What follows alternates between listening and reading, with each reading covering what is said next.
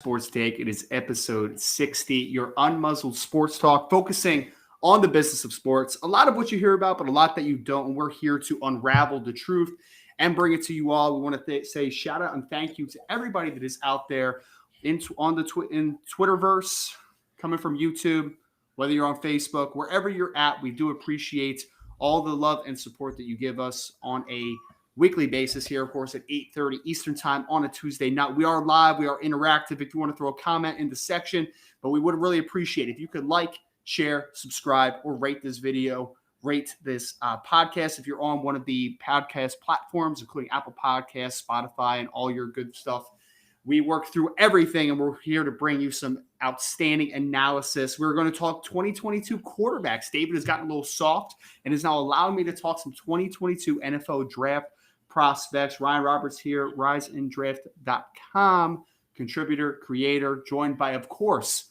my good friend, David Turner, 18-year scouting vet across the NFL, CFL, and 3 straight Arena League championships with the Arizona Rattlers. Before I introduce our special guest for today, David, how are you, my friends?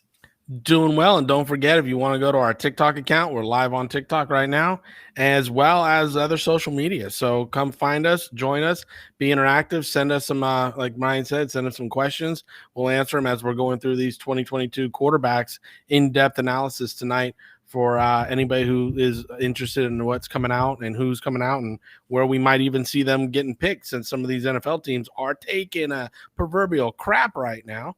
They're going to be in position to really draft the next one up.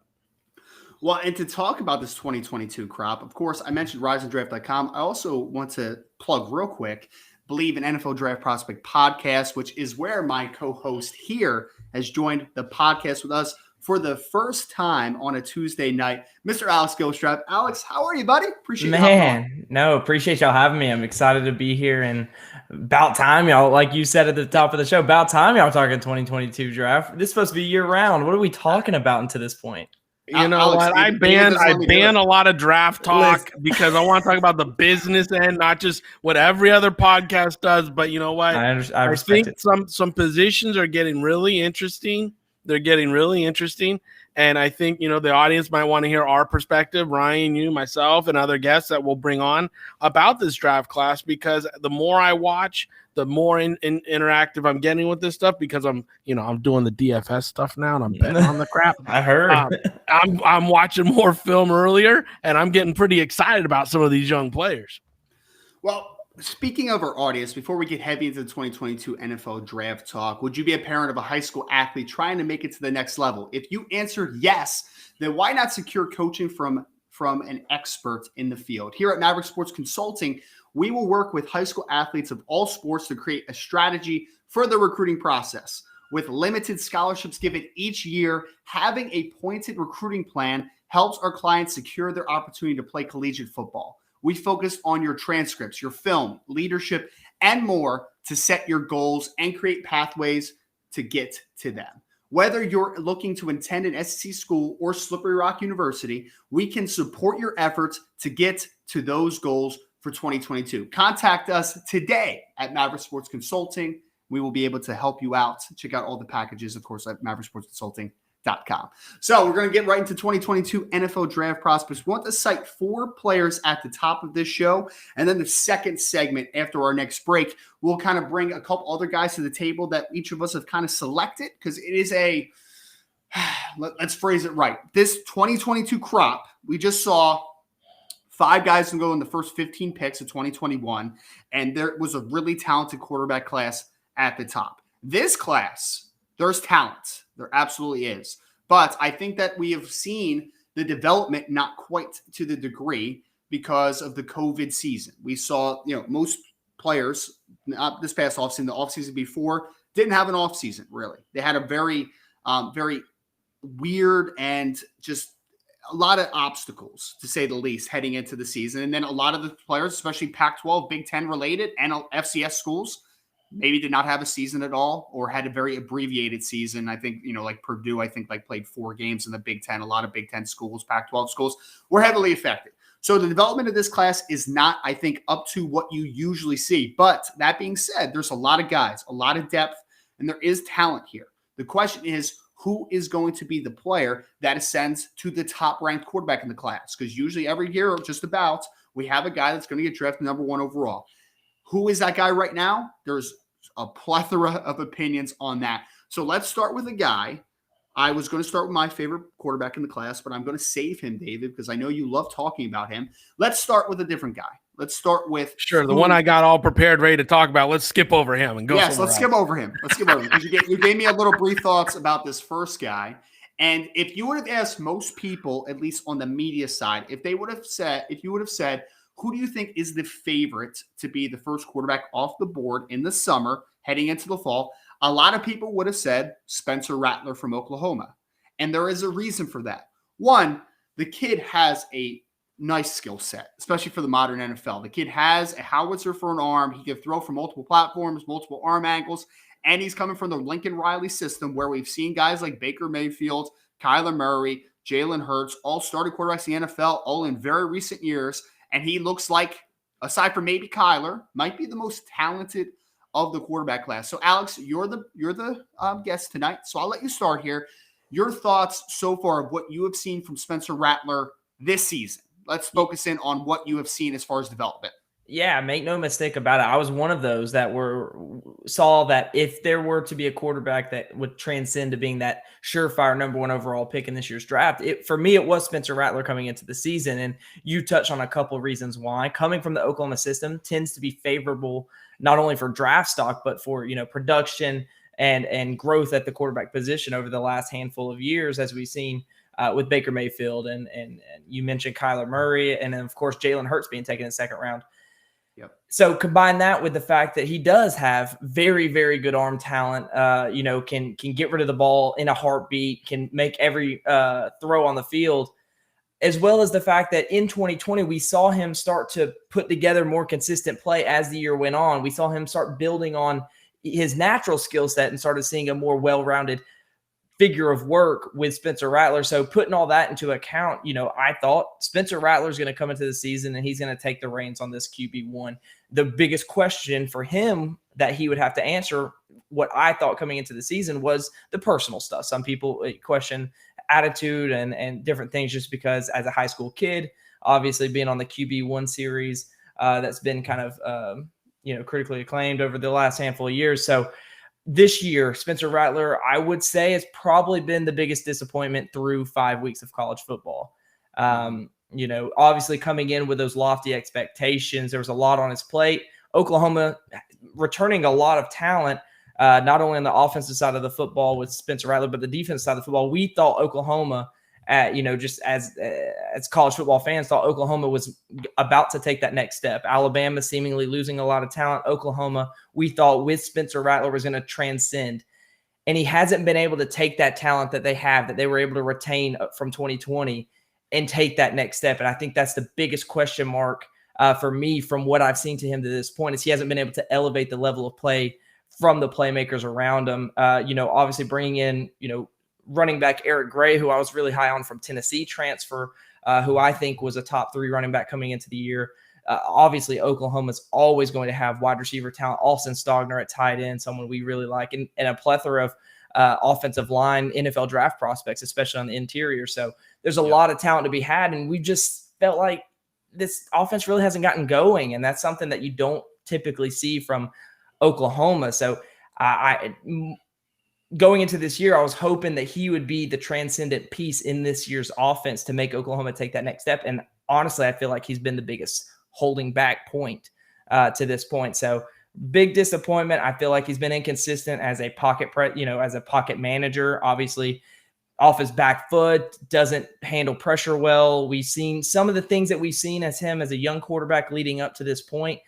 Doesn't seem like it's been much development in that area. So we're still looking for that. And there's a lot of holes in his game. The natural talent is something that's never going to go away. It's something that we've touched on over the summer. It's just the consistency, the decision-making, and the ability to hold down the fort as a pocket passer, especially as someone who has underwhelming athleticism for what I had expectations for. I think the one key thing that you mentioned, and you kind of started off, was the fact of like, hey, the biggest questions was not talent, and you assumed that Lincoln Riley was going to make him take the next step. It was the arrogance that you saw. But I think his biggest issue, honestly, as a player is arrogance on the football field with his arm, because he has just been a guy, in my opinion, and this is partly speculation, I would guess that he has been a guy for the longest time now that has been able to make any throw that he could, from junior high to high school, like JV, varsity, like wherever he was playing. He was a guy that was so physically gifted that he could squeeze most balls into tight windows, and he can make some ridiculous throws on those levels. Now that this game is getting a little faster, there's designing coverages. He has now gotten to the point where sometimes he focuses in on that first read, and no matter what it looks like, he thinks that he can make the throw. So I think arrogance on the field might be the biggest big hindrance to him so far. David, how much have you seen of Spencer Rattler? Some maybe early indications from you as a prospect? Obviously, he has a lot working for him, but it just hasn't seemed to come together this year. Well, because he's terrible. Oh, let's get it out there. I mean, if you really go and digest the numbers, are inflated. He supposedly has 5 touchdowns on the year with only 4 or 10 touchdowns on the year with only 4 interceptions, but 5 of those came against Western Carolina. So if you look at the rest of the games, how dare you insult Western Carolina on the podcast? It's insane. I'm not insulting them. Catamounts? I'm just saying. Catamounts? That's the name, right? Just saying. I don't know. Just saying. Yeah, I'm listening. And and then you just go into his numbers a little bit further. And because of the system they run, he's over 70% completion rate. Yes, he's got 10 touchdowns and 4 interceptions, but he only has 5 touchdowns in the rest of the games throwing the ball. And all 4 of those interceptions came in the other 5 games, not that Western Carolina game where he was off the charts.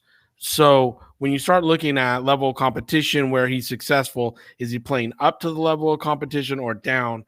And again, I don't believe they've really been tested too hard just yet, and that's not a slight for the teams they played. It really is just that I think there's tougher teams out there, and he's going to have trouble. When I watch Spencer play, I question if he really understands how to read a defense, which I question most young quarterbacks on.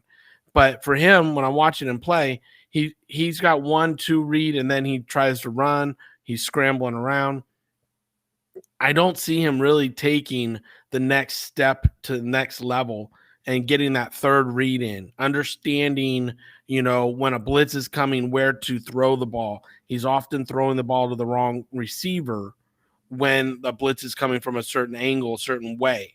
So, I was looking at his numbers last year a little bit too before we came on. He was much better against tougher competition, I think, last year. And, you guys can comment on why you think that is. But I think so far this year, the numbers are inflated. He seems to be a little bit more just confused out there. Maybe, it just doesn't, he's not settled in. He's not been the player that I saw a little bit of last year and was excited about. And it sounds like Alex was the same way based on last year's tape. We had some excitement. This year so far, again, it's just been average at best. And, again, you're not trying to kill a kid mid-season. He's got a lot of games to go. But, again, the numbers are underwhelming. The playmaking ability even. I haven't seen a lot of good throws in critical times. And a couple times he just heaved it up and his receivers have saved his ass. They went up and got it for him and plucked it out of the air. So that's not something that I look for. I look for quarterbacks that in college are like Drew Brees that can place the ball in tough windows, tight windows, throw their receivers open, because those windows get even tighter in the NFL. Those windows get even, harder to fit balls in the NFL. So if you can't do it at the college level, it's really hard to go to bat that you're going to be able to do that at the next level. The biggest thing that was a surprise to me is, Lincoln Riley obviously has a big reputation as an offensive mind, and he's one of the better, offensive play callers in all of college football. I was excited about Spencer Rattler in year 2, mostly because we have seen guys like Baker Mayfield transfer. We have seen guys like Kyler Murray transfer. We have seen guys like Jalen Hurts transfer, and they haven't had a long period of time with Lincoln. They haven't worked with him I think Baker ended up having 3 years after he transferred over from Texas Tech, but Kyler played 1 year at Oklahoma. Jalen Hurts played 1 year of Oklahoma, and seeing the development of those guys in just a year was really exciting. And I was happy to see it because we hadn't seen a transfer quarterback come to Oklahoma. But this was the first time that Lincoln Riley got his guy from high school, had 3 years with him, and developed him from the ground up. So I assumed going into the second year as a starter that the development would be substantial. And it has not been. It has not been to this point. So don't want to harp on him too much. The talent is definitely there, but he has not hit his expectations going into the season. Real quick before we move on, David, let's do a little bit of a early predictor. So I'm not going to hold this to you because a lot of things can change. What is the window of draft slots, you think? For me, I think that Spencer still has the talent where in this questionable quarterback class, he could be a top 5 pick. I also think that he could fall probably into the late first. I do not think that this is a kid that is going to fall into the second. I don't think it's going to happen. For you, what window do you see for a guy like Rattler? Based on this year's tape, I wouldn't take him in the first. Okay. You know, last year's tape, I would have been right there I probably would have been between 10 and 25 for him. But this year, on this year's tape, if I'm grading just this year's tape, I would have to take him in the second round. Okay. You know, and I would probably not even take him in the top 10 picks in the second round right now. I think he's just outside that top 42. He's somewhere between 43 to 65, like right in there. Okay, that's fair. But he's got the Red River rivalry this weekend, then he goes up against TCU. He still has Baylor and Oklahoma State to go. Again, he can flip it around and go. So it's up to him. Yeah, and I was going to say he's only a redshirt sophomore too. So like maybe he comes back for another season. Who knows what the ultimate decider is there? Alex, you're real quick. What is your window you think for him? Yeah, like David said, if the draft were tomorrow, it would be in the middle of the second round. However, projecting forward, obviously he has a lot of games left to go. Y'all touched on that. I do suspect he starts to turn it on a little bit more, giving you a little bit more glimpse, teasing you a little bit of what he could be. And I think he ends up being a mid-first round pick when it's all said. Hey, this ain't a strip tease. You know, we ain't about teasing. You know, you are what you are out here. I'm not about teasing, especially at the quarterback spot. Well, all I'll say is I still think that in a quarterback-driven league with what the quarterback class looks like right now, I still would have a hard time seeing him come out of the first round just because I think that quarterbacks always get pushed up. And I will say, just for context, David talked about the season last year being better. I only had a mid-second round raw grade on him, okay? Well, that's obviously without positional value. That's without a bump. But I would agree, like last year was good. There was a lot of good stuff to get excited about.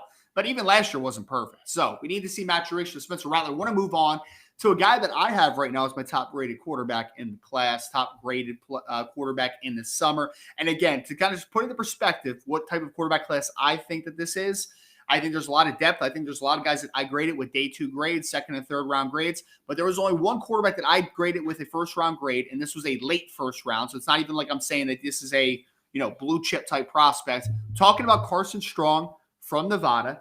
Ladies and gentlemen, let me just say, he's got a heartthrob, and it's Carson Strong. Okay, let me just interrupt real quick. He's been talking Carson Strong to me for about 7 months already. So, my love for him looks pretty decent right now, Dave, because he might be the first quarterback taken when it's all said and done. I'm not doubting you, but don't play down how much you love this kid because you love him. Fine. Well, I'm going to do this. I'm going to introduce him and the things that I like about him. I'm going to kick it to you, and then we'll get Alex's feedback on it. You ready for this? So, Carson Strong.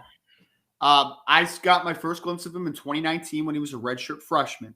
The stats that year were not phenomenal. But if you watch that tape, he was doing a lot of good stuff with a pretty bad offense. That was a young group. It was not great, but he made some throws. He made this one inside vert. It was like an inside seam where he threw this ball literally over a linebacker in between 2 high safeties right in the hole, in the mid hole.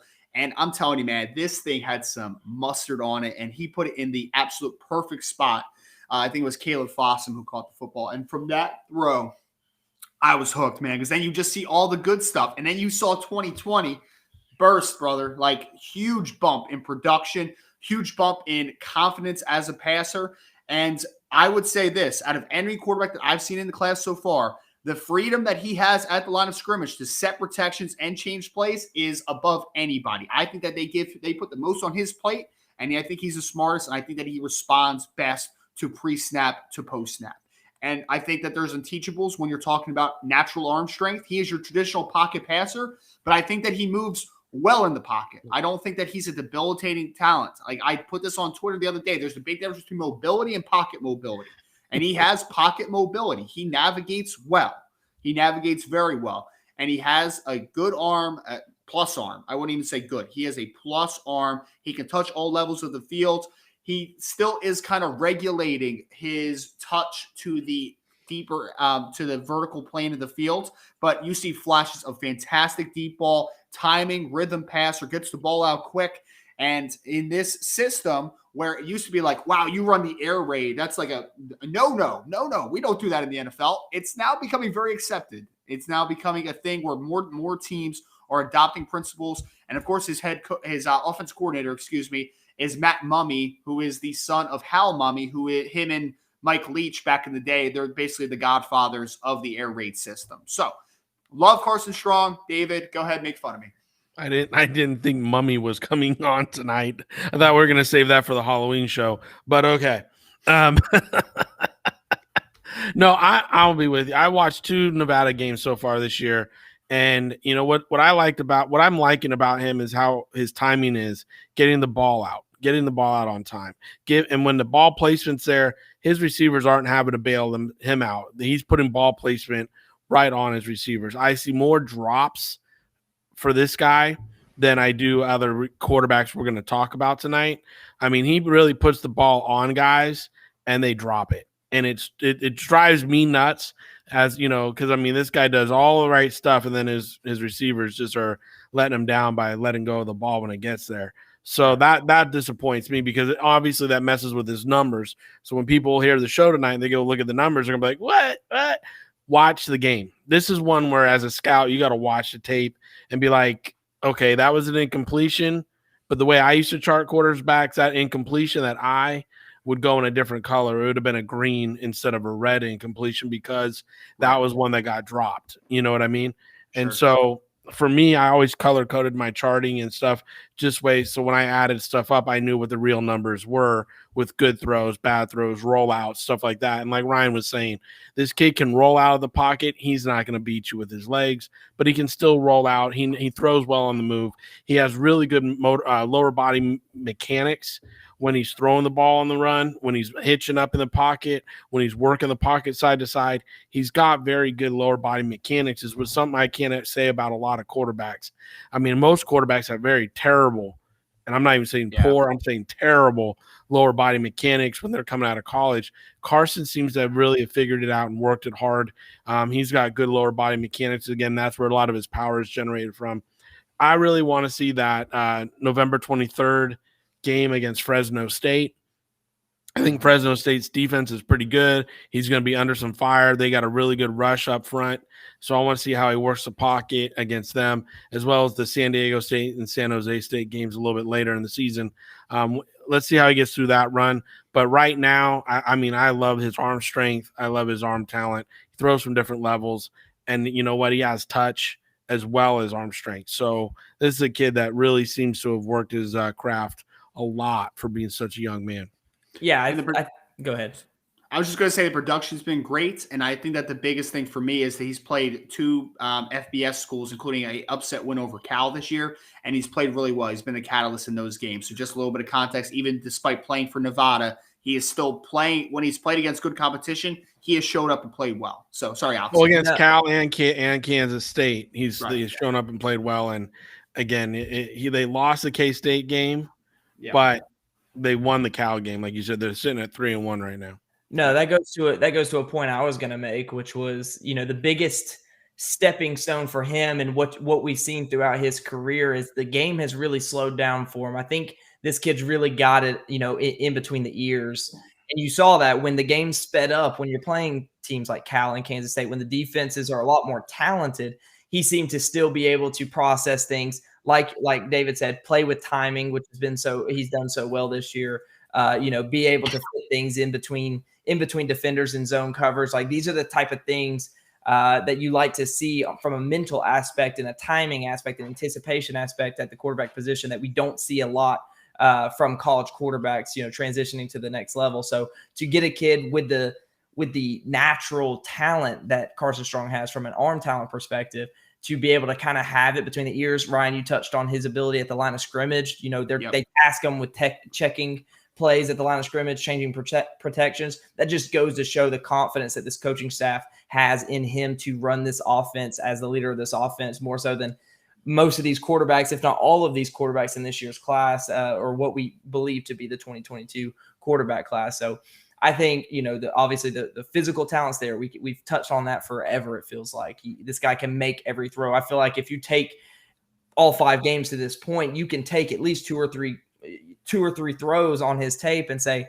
that's an NFL throw. And I think we've seen that on the Twitter timeline, especially. So Carson Strong, physical talent's there. And I think the mental aspect of the position, the pocket presence, that has all gotten stronger, no pun intended, as he has grown into his role at the University of Nevada. No pun intended, but it fit right in there. It did. It really did. I mean, that was a good Mel Kiper throw in right there. Not only does he look like Mel Kiper, guys, he talks like Mel Kiper. Oh, must be the hair. I thought we were friends. It's all about. Hey, I'm just hair envy. Just hair envy. It's just hair envy. David's remembering 1978 right now when he had hair. When I came out the womb, yeah. Okay. Yeah, exactly. All right, let's move on to the next guy. Let's move on to the next quarter. You're not going to ask predictions on Strong? You're just going to go right by that? I'm sorry, wow. Okay. I'll start. I'll go over to Alex, and then we'll go back to David since he's talking shit. Smack. Can I say shit on there? There it is. Absolutely. We're on muzzle, fucker. Carson Strong, I think that his window is first overall selection. If there is and I've heard whispers of some recurring issue with his knee. If there's an issue with his knee, then I do think that there is a possibility that he could fall into the second rounds. That is very dependent on what the knee looks like when they get to the medical checks. I don't know. I can't put any info out there. I honestly do not know. If I knew, I would let you all know. But I will say number 1 overall pick down to the second round would be my window. Alex. Yeah, I think there would be no surprise for me if he becomes the number 1 quarterback in this year's class. And for that reason, automatically he could be number 1 overall, like you said. And then, like you said, if something were to happen the second half of the season, David touched on a couple of the stronger opponents as we near closer to the end of the season, go into bowl season, he could face a stronger defense. If you start to see struggles there, knee could be a question. I see the top to middle of the second round being the floor. I think one of those teams that don't want to invest in this year's class at the top because they just don't see the strength. Somewhat, teams like the Atlanta Falcons, for instance, that may not see the value in taking one in the top 10, may get them in the top of the second. That would be a good fit, Atlanta. I know. I'm preaching it. Let's just keep it going. All right, David, your prediction. Well, again, I don't know if I can give him the top overall pick because Jacksonville and Detroit are really, trying hard to get that. Let's assume that Houston gets it somehow. Let's assume. Well, again, I mean, what I was going to say is if the way the draft order's falling right now, you got Jacksonville, Detroit, probably Houston, Indianapolis, Philadelphia, Minnesota, and Atlanta all vying for those top positions. And the New York Giants are sitting there with the Jets and Dolphins as well. But, those are all the 1-win teams. Yeah, that's a lot of only 1-win teams. But, yeah, I know. But the 0-for teams are Detroit and the Rams. I honestly don't see this kid. I'm sorry, not the Rams. Sorry, Falcons. Sorry, it's Detroit Lions and the Jacksonville Jaguars. But I don't see this kid getting out of top 10 right now. I mean, to be honest with you, the sorry sacks that got drafted this year in the top 15 weren't as talented as this kid. The number 1 overall pick last year for Jacksonville, Trevor Lawrence, I liked him a lot. I thought all the other quarterbacks had holes and question marks in their game, and they still went top 10. So unless this kid's knee is just completely arthritic, where they're just like, I'm being honest. I mean, we've seen it. I've seen players go into the draft process and the knees get looked at or the shoulders, and they're like, oh, no. and they're just like, you can't do it, and unless it's something like that, this kid's going to be a top 10 pick. And I would be baffled. I mean, absolutely baffled if, say, the Indianapolis Colts end the year with a top 10 pick and this guy's not a Colt. Like, that would just be baffling to me, because this is, again, their kind of player, Ed Dodds and them. I mean, they typically like going to bigger schools, but this kind of player, I mean, Chris Ballard and Ed Dodds would do their homework, and I think that this would be their guy. Yeah, well, I mean, they saw Carson Wentz, though, so we'll see how that works. Yeah, but Wentz is always hurt, and he sucks. All right. So, I mean, I've been saying he sucks for years. Since he came out of freaking school, I've said he sucked, and he still sucks. So, whatever. And if you're going to hate on me, feel free, but he sucks. All right. Anyway, maybe a player that doesn't suck, possibly. I don't know. I'm not a big fan, but Sam Howell, North Carolina. So let's go here. He was originally committed to Florida State, and then coaching change happened. Taggart left, and he decided to go now to North Carolina. And he has been very productive over his first 2 seasons.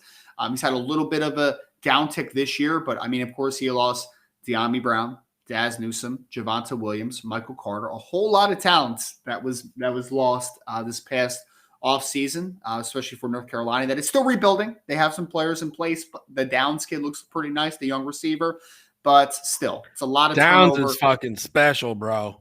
I know, but that's still a lot of turnover in one offseason. Can I get a little Ric Flair on Downs? Woo! All right, we'll see. I've only seen Downs in live viewing, so I'll let you know how I feel about him. I think he's only a sophomore too, so I'll let you know how I feel about him. I don't care. That boy can play some football. All right, man. All right. Well, I'm gonna kick it over to you then in a second. So you're talking about his quarterback, Sam Howell. So I was trying to say is he is a guy that has been comped a lot, frequently, to Baker Mayfield, a lot. And stylistically, I see it a little bit. Like, I think body type wise, I think arm talent wise, like it's similar. I don't think that he's quite as quick a processor as Baker Mayfield is. I think that the accuracy is good, though. I think he's a good accuracy. I just think he's late a lot. I think that he doesn't see some things post snap, and I don't think he's the most physically gifted. I think he's satisfactory in every spot, but I would not say that there's anything about Sam Howell that says special. I think he's a tough runner. I think he's a solid athlete. I think his arm is solid, NFL caliber. I don't think it's plus in any area. David, do you agree, disagree? Am I an idiot? You can go for it, brother. No, but the second overall pick this year wasn't anything special, and he still went number 2 overall to the Jets. So whatever. I guess we don't really, care about that kind of crap anymore. He's a little more athletic than Sam Howell. He's a spoiled brat. I don't even. That doesn't have anything to do with that. He's got no. I'm sorry. I'm not. Jets fans, feel free. Let's go. Hit me up. Go after me. Let's go. But that boy was a mistake. Your quarterback nearly beat the Dallas Cowboys this week over there in with Carolina. So it's like that's just the way that goes. But understand this: when I look at Sam Howell, I like him a lot. I think the trigger is live with him. I don't understand the accuracy issues. Now, when I say that, it's because the completion percentage is only 62% this year. Last year was 68%. Even with all the talent. Can I interject? Just a little context to the completion percentage a little bit. They're running the Phil Longo offense, which is basically air raid spread, a lot of vertical shots outside. So when you're taking a lot of deep shots, it's going to take the completion percentage down a little bit. So just a little context. Right. But all I was going to say is that last year, even with all the talent, he was 68%, right? Yep. I still would like him to be up at just, and it's a small margin here, but like 70 to 72%, even with the offense. Just a few more completions each week, But what I like about this kid is he came out week 1 against Virginia Tech. They got the L laid on him, and he threw 3 interceptions that week. Okay, 3 interceptions week 1. Since that, in the next 4 games, only 1 interception, and that was against Virginia. And I think it was a receiver fell down, if I remember, because I was watching that game. But that all being said, this kid, I think he has a good understanding of the offense. I don't think he has the most talented team around him this year, but he's throwing, like, against Virginia, five touchdowns, against Duke 3, against Georgia Tech 2, against Georgia State 3. I mean, this kid for this year alone, he's already thrown 14 passing touchdowns. 13 of them have come in 4 games. It's a guy who competes his ass off. And I think that's why he gets compared to Baker a lot, because these guys compete their ass off. The team seems to follow him. When he pumps his fist, like the whole sidelines go crazy and they love him. So, those are the intangibles that I see that are Baker-esque kind of comparisons. I don't think he has the arm strength like Baker does, and I don't think he's got the overall command of the ball like Baker does coming out. But this is a kid I do like a lot. I think he's gritty, and I think with the right coach, like a Stefanski or someone like that, the next level, this kid could have a really good career. Yeah, and I think one thing I really do like about Sam Howell is everything he throws with conviction.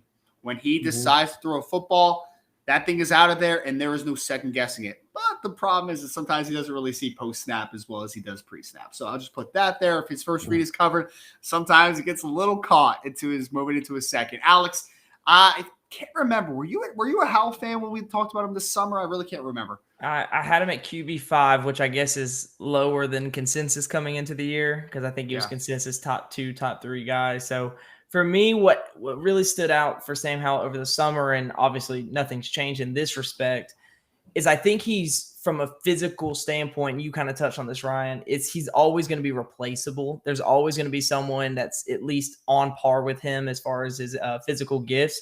And I know you can't replace leadership. You can't replace that tenacity, that gamer mentality. I hate to throw that term in there. It's so cringy. But you can't replace those aspects and those intangibles in his game. And I think that's where some of the excitement around Sam Howell comes from is just that. Like you said, David, comparing him to Baker Mayfield, and kind of how their intangibles are related as far as the command of the offense, command of the locker room, and how strong that is. So I think that's always a plus in his book, and will always be a check mark in his evaluation.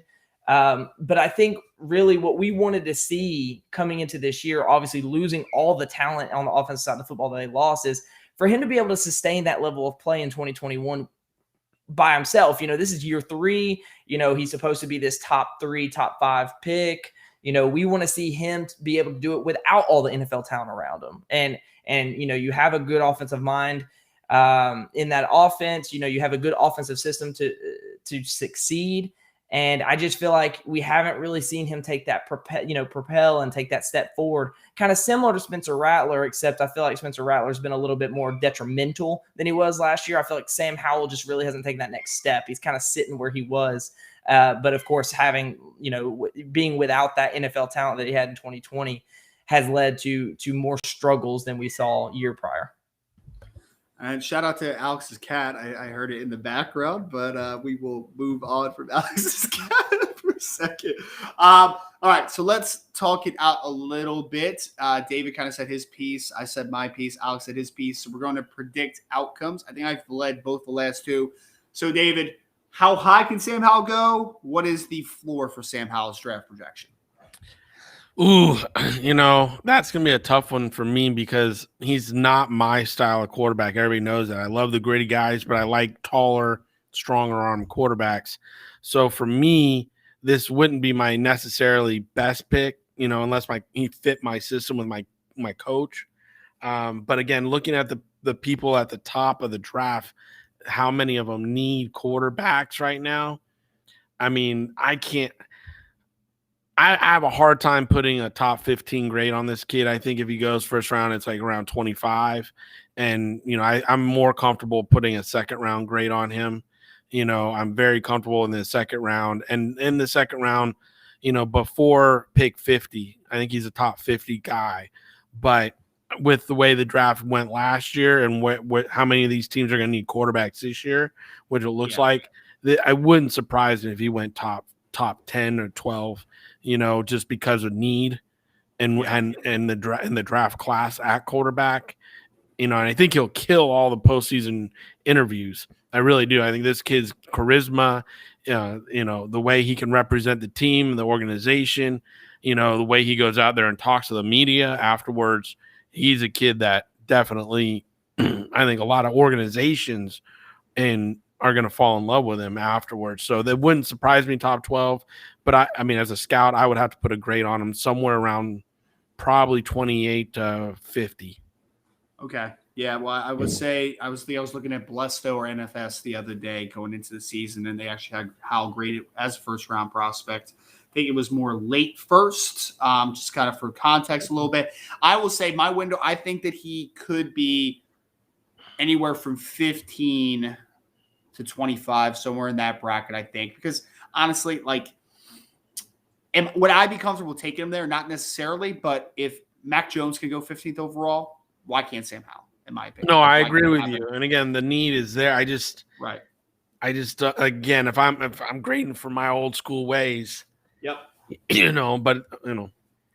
I'm a harsh grader on quarterbacks, too, I will say. I gave Sam Howell actually a late 2 in the summer, which I think was a lot lower than most people. So I would just say I think there's limitations to him, but I think the realistic, if I'm predicting the outcome today, I think top 15 is possible. I think at worst we're talking early second round, but I ultimately I do think he goes in the first round just because I think he's well received around the league.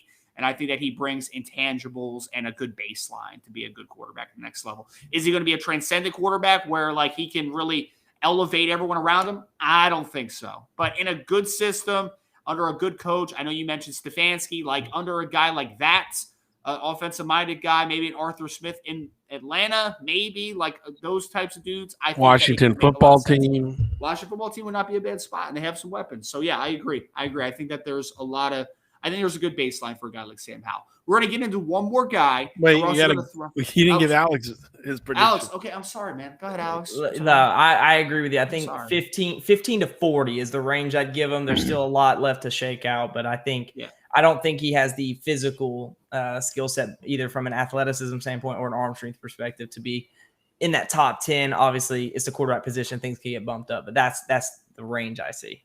Yeah. I think we're all pretty much on the same wavelength with a guy like Sam Howell. Wanted to touch on Malik Willis and a few other quarterbacks. Before we do, word from our sponsors. Have you secured any sponsorships with your name, image, and likeness yet? No? What's keeping you from earning money or gaining products today? Probably access to companies. Maverick Sports Consulting can connect those dots for you. We believe in the power of athletes making a living off their likeness while going to college. If it's simply that you don't have the access to these companies, don't let that keep you from being successful. Contact us at Maverick Sports Consulting so we can help you navigate your path to gaining corporate sponsorship for your collegiate career. As athletes, earning potential is unlimited. Why wait until tomorrow to start earning today? It doesn't matter what sport you play. We help our clients achieve their goals. Just contact us at Maverick Sports Consulting, TikTok. The clock is ticking. So like I said, wanted to jump in to Mr. Malik Willis, of course, quarterback out of Liberty.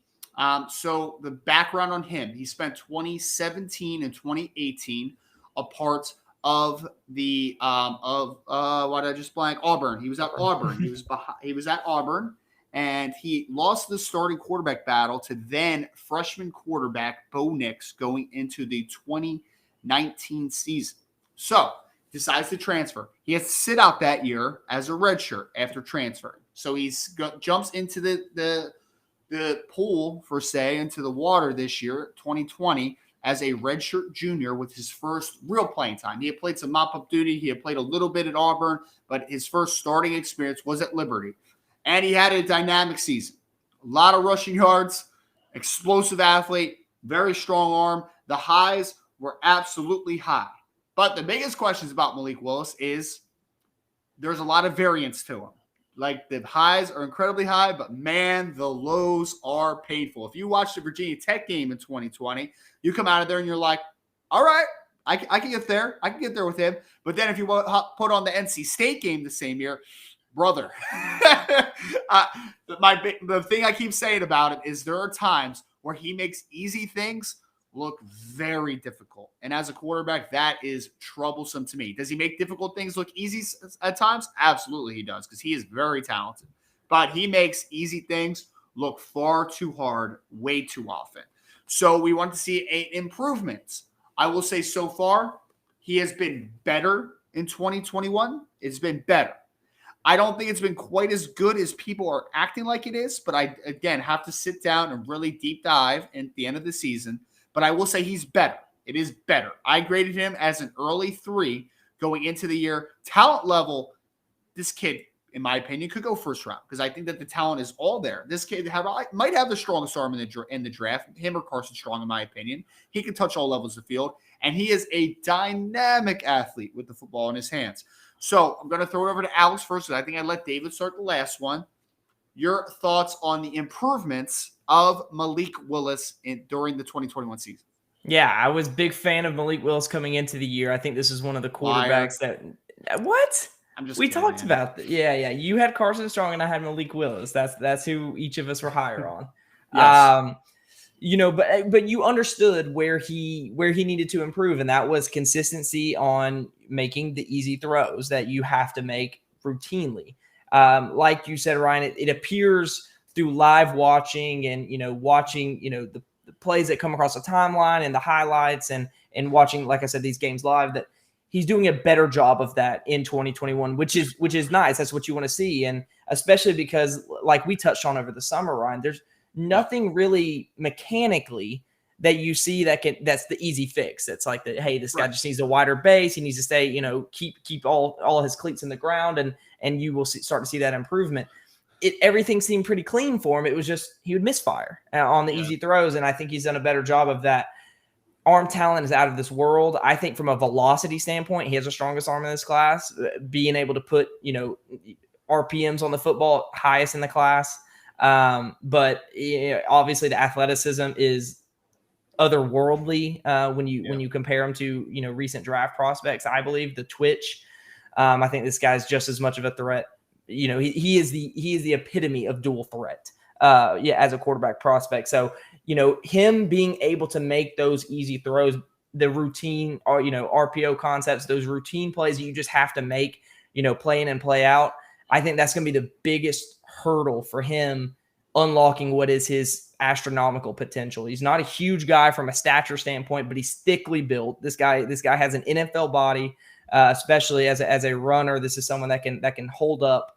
The arm strength is astronomical. Like I said, it's really going to come down to, can he make the routine plays consistently? And if that's the case, this guy can be a plus starter in the NFL and someone that can take over a franchise from a marketing perspective all the way down to leading the team out of the tunnel. That's what scared me most about him was, like, from a technical perspective. I thought, there's always improvements that could happen, but I didn't think there was anything that was like so glaring that you're like Lamar coming out of Louisville, right? Like, you saw him and you're like, his base is too narrow. That's why he is inaccurate at times. Like, you saw it. It was easy to see. For a guy like Willis, my biggest question about him was I felt like he didn't know how to change arm speeds. Like, there was no pace to how he played the game. He just struggled to layer the football. Like, everything I felt like was a laser shot, which okay, I get it. You got a strong arm, but like there are throws where like you need to take a little bit off. You need to throw with different velocity and different touch and different angle. And there's a lot of different things to go into the quarterback position. David, how much did you know about Malik Willis going into the year? And do you like him? I haven't talked to you at all about Malik Willis, so I'd love to know. Yeah, I knew zero about him going into the year.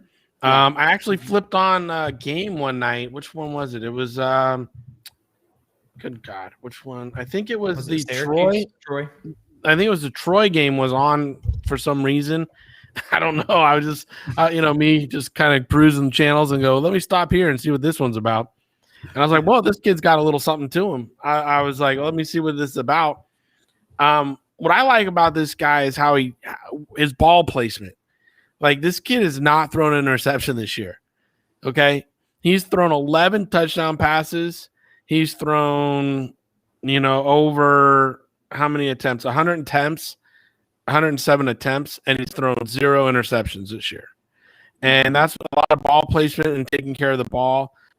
And again, last year he threw 20 pass touchdowns and 6 interceptions. He had about a 64% completion percentage last year. He's at 71 this year. So I'm seeing improvements. I'm seeing that he's also run for 6 touchdowns and has like 100 yards rushing. So this is a guy that can do some stuff like you guys were saying with his feet. Now I'm gonna go old school comparison for you guys, just so you guys understand. He's about 6'1" and 215, right? 6 foot verified, 218. God. Yeah. Cordell Stewart, 6'1", 218. I think I compared him to Cordell Stewart, I believe, actually, in my report over the summer. So I'm there. So I'm about to pull that up. I'm about to look that up. Keep talking. Go look that up. But yeah, he again, and that's when I watched him. I was thinking something similarly. Was like, this guy runs the ball well. He can get out of traffic, but he throws well on the run. Like Alex just said, he's got a good base. Lower body isn't thin; it's thick. You know, he can get out of some trouble, run out of some arm tackles, and he's very similar to Cordell Stewart. I remember when Cordell came out, everybody questioned if he could be a next level quarterback. This guy really reminds me of him in his mechanics, his running, and the leadership. I think his leadership with his team, again, as a former scout, you want your quarterbacks to be natural leaders.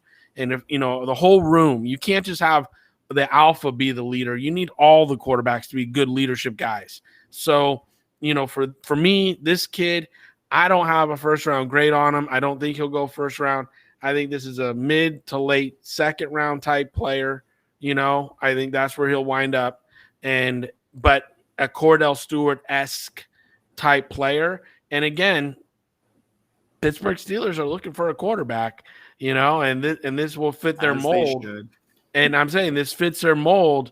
And if they don't have to take him in the first round and they know they'll get him in the second, that's a style of player that they would go for and do. And they would take the first round pick as an O lineman or a D lineman.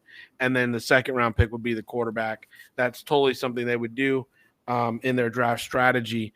But again, I like this kid a lot. Like you guys said, he's got a live arm. He's just shorter, which is not my cup of tea, and everybody knows it. But he's built really, really much a lot like Cordell Stewart.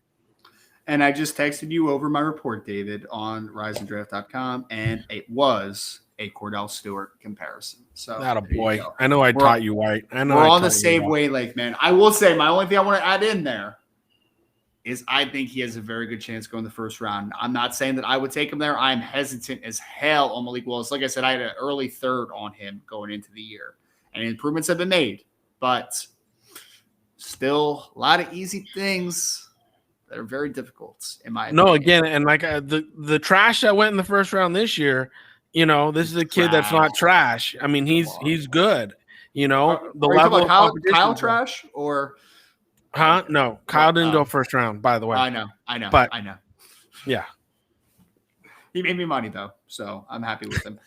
So David said he thinks he's a second rounder. I think he's going to go in the first round. I could see going into the second, but I do think that he has a chance to go in the first round. Alex, where are you with Malik Willis? Yeah, I think this is someone that someone's going to take a chance on late, someone that has a quarterback right now that's aging.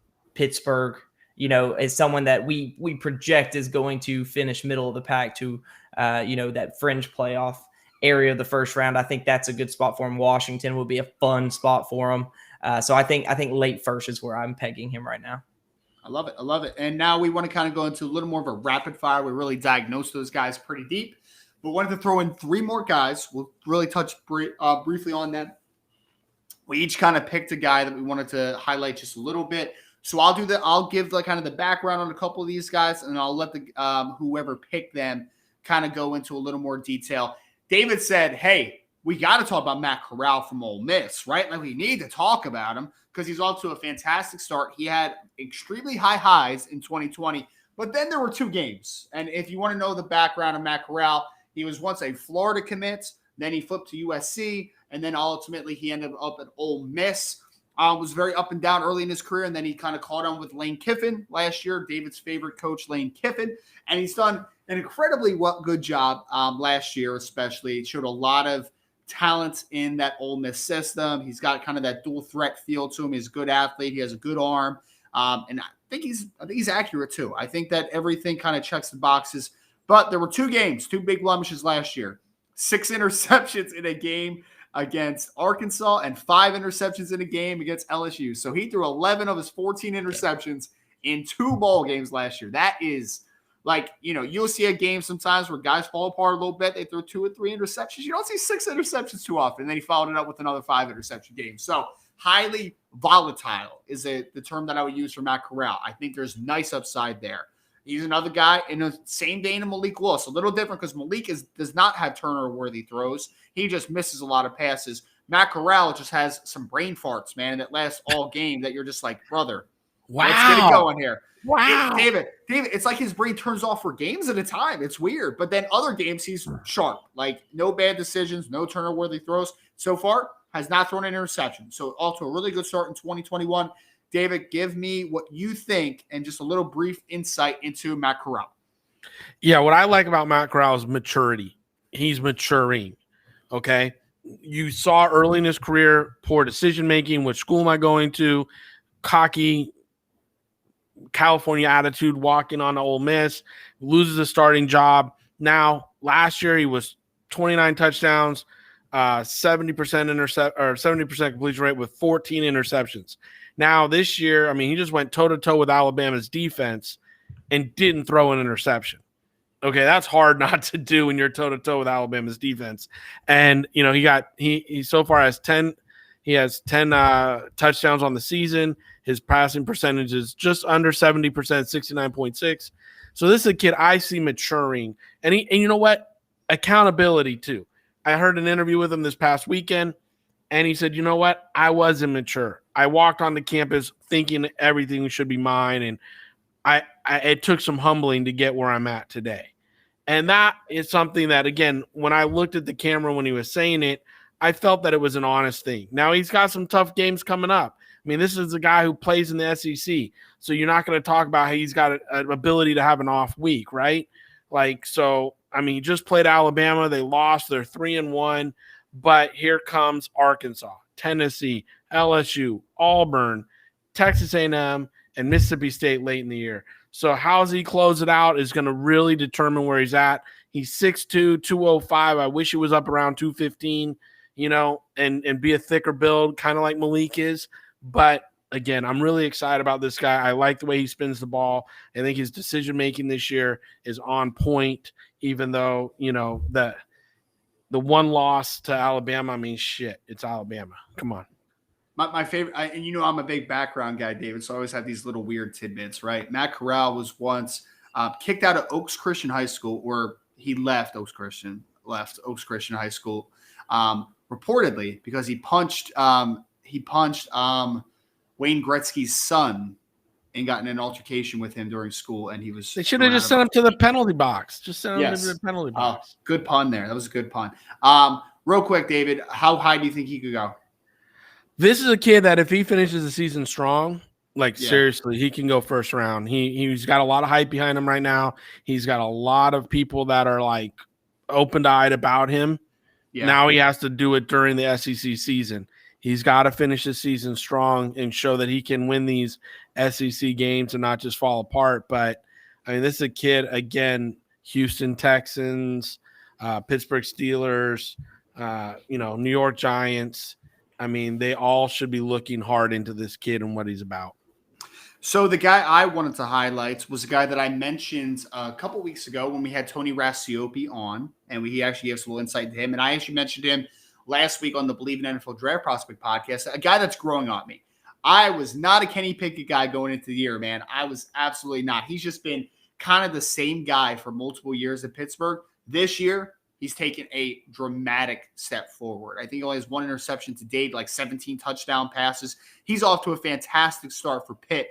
And he's a guy that I felt like I saw him early on in his career. I was like, he's just kind of a small, tough kid, but does he have any traits? Measured in a hair over 6'3". He's continued to grow. 219 pounds, has a little bit of small hands, which worries me a little bit with ball security issues, but he has got a plus arm, in my opinion. I think that this kid throws a lot more pace than I thought he had in his toolbox. Good athlete, and he has improved now. He's taken a dramatic jump. Before the season, I would have probably told you late day 3, I think Kenny Pickett. Now, I think he could go late day 2. I think that this kid might have the opportunity to go in the 3rd round. I compared him to, and when I say that as a caveat, I think that he's a long-term backup who could be a spot starter in instances. And I think stylistically, he reminds me of Matt Moore that played with Miami for a while. And every time Matt Moore got an opportunity, good football player. Good. But he's always a backup. He's always a really good high-end backup. You never want him to be the starter long-term, and I think that's what you're going to get with Kenny Pickett. But going into the year, was not a fan. Now I like him a little bit. So like I said, I think he could go somewhere in the third round. I think that's very possible, late day 2 type of player. Alex, you're going to kick us off with the last guy of the night. You wanted to just highlight real quick Desmond Ridder. Yeah, absolutely. You can't talk about the quarterback class and not talk about Desmond Ridder. This is someone You can. I tried to tonight.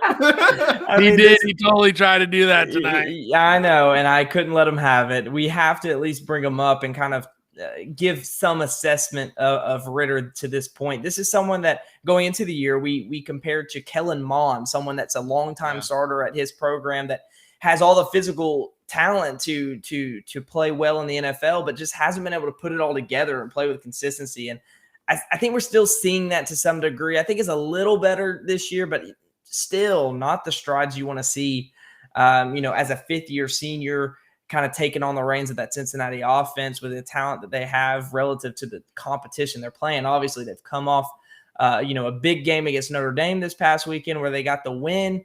I just don't think he played as cleanly as the win would say, I guess is the way I want to put it.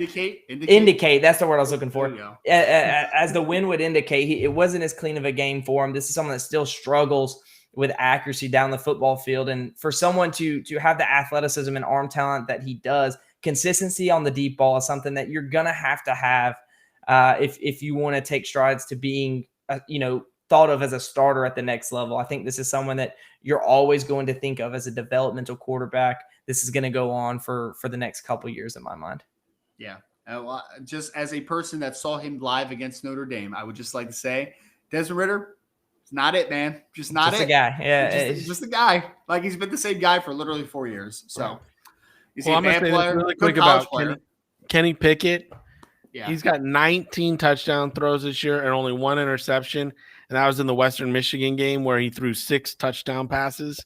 Yeah. This is a kid that he's humming the ball. And like you said, if you got a solid quarterback and this kid's staring you in the face in the third round for some reason, he didn't get picked up in the second, you really got to think hard about taking him because this could back up your backup. I mean, he's way better than Heineke. I'll be honest with you. He's way better than Heineke.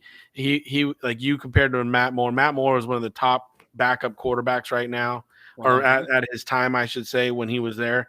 And I think this would be a guy that, again, if he's sitting behind your starter, you're happy. You're a happy quarterback. Sure. Yeah.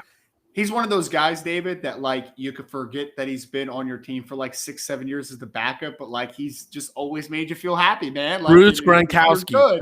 Bruce Gronkowski. That's who this kid, personality-wise and stuff. He's gritty. He's tough. You put him. Remember, Bruce was backup to Ben Roethlisberger forever, right? Yep. And then it's just like, we had him in Oakland. I mean, Bruce was just always around. He kicked around. But when he came in the game, he knew his game plan. He picked it up. He won you a couple games till the starter can come back. I mean, it's not a bad life to live, guys. Dude, I used to love Bruce Gronkowski when he was at Toledo. I remember him. He was at Toledo, and then Dan Orlovsky was at UConn at the time too. Like I just remember, I used to associate them so much with the ski at the end. I don't know why, but anyway. So I'd like to thank everybody for taking a deep dive into the 2022 NFL draft, specifically the quarterbacks working tonight here on Mav Sports Take. Going to give our guys a quick, 30 seconds to kind of give their final thoughts of the night. But I want to thank you again for taking the time and ask you if you could please like, share, review this podcast, give us a nice rating. We'd really appreciate it. Helps us to continue to grow. Shout out to One Institution and all the things that they are doing over there for us on this network. We really appreciate just, again, each and every week come with positive energy, positive interactions. We've heard great. There's been a lot of downloads of the show. It continues to increase, and we thank you all so much. My closing thoughts of the night. Hey, man, finally really nice to start to talk about some 2022 NFL draft prospects. I know I drive David crazy with it, but this is where the passion lies, man, the NFL draft and being able to evaluate players. A lot of cool things happening at riseanddraft.com if you want to go check that out, from a database to a mock draft simulator to reports to daily content. Go check that out. I'm going to kick it over to Alex, our great guest. Thank you again, Alex, for taking the time tonight. And then I'll end with David. But we really do appreciate you hopping on, talking some quarterbacks, Alex. Yeah, no, I appreciate y'all having me. It's always fun to talk, the upcoming draft classes. We have so much left to digest, and dissect. But this year's quarterback class as a whole, it's a little bit, I know David hated the 2021 class. Obviously, he keeps talking about it, but I think this is definitely a step below what we had in last year's class. So if you hated last year, there's one thing I learned: this year sucks. Well, I'm just saying, like last year, I couldn't believe all these quarterbacks went in the top 10, top 15. And I just remember like Drew Brees went in the second round. Yeah. You know what I mean? I've graded some great quarterbacks that I would put in the first round, and they had less holes than these kids had last year. And I was just like, I can't believe these guys are actually going first round. But the need is so great because there hasn't been a lot of young arm talent entering in the NFL for a few years. I mean, think about it, guys. Forever we had Ben Roethlisberger and Peyton Manning and Tom Brady and Brett Favre and and Phillip Rivers and Eli Manning. I mean, that was the talent. That's all we talked about. Aaron Rodgers, when he got his shot, and now Russell Wilson and stuff. So you got to replenish. And right now there's some people that are trying to replenish. And again, we just went through the rosters this quickly. Look at the bottom end of the NFL right now. The bottom teams, they're not really getting good quarterback play. So, these guys are going to have a shot at being up top and moving forward. But you know what, Alex, we're going to have you on and go over some more positions because, I really want to dive into the running back group with you guys. I've really been impressed with the young kid out of Texas and a few of the other kids that are out there. I think this running back group could wind up being a really solid one. So, what I'm taking from what I'm looking at so far. But my final thought is just, everybody stay safe out there. Don't get caught up in too much bullshit that's going on and around. Stay true to your core values and keep it positive. Keep it always on the upbeat and stay out of trouble. Also, if you ever need any help, Maverick Sports Consulting, we have sports consulting in there. But if you know somebody that's looking for interview training, looking to advance in their career, looking to get a different job, they need us to go through some stuff that they're going through, or they want a promotion at work and they want to know how to catch their boss's attention, please let us know.